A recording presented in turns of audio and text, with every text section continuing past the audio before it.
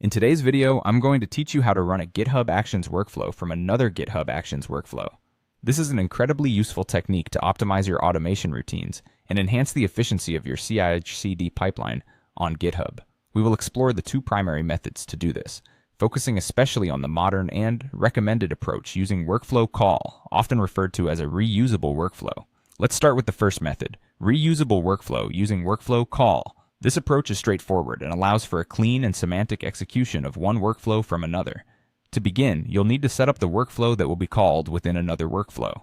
You can do this by creating a YAML file named deploy.yml in the .github workflows directory of your repository. Your file should start with the name deploy. This naming step is crucial because it allows you to easily identify what this workflow does when you're managing multiple workflows. The trigger for this workflow is defined under the on key using workflow call. Unlike some other triggers, workflow call is specifically designed to make this workflow reusable by other workflows. Within this deploy.yml file, configure your jobs. For simplicity and illustration, let's set up a single job called deploy. We specify that it runs on the latest Ubuntu environment, which you can customize based on your project's requirements. Next, include the steps that define what your job will do. Here you'll use actions checkout of v4 to ensure your repository is checked out before any code or actions are executed. Then add a step with the name deploy, containing a run script. This script will simply echo, deploying application. Remember, this is just an example.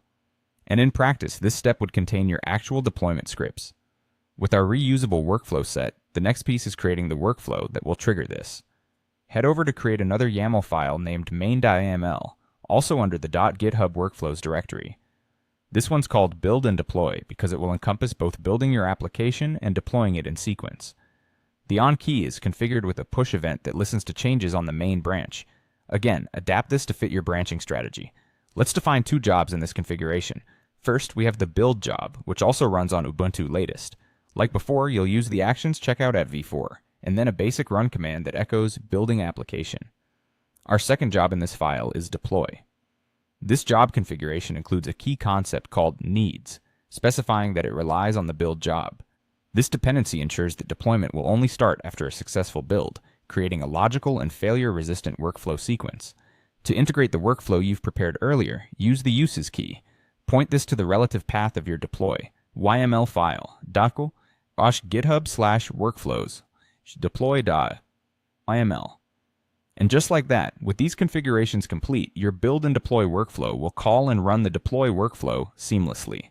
This setup effectively decouples the build and deploy operations, making your workflows more modular and easier to maintain.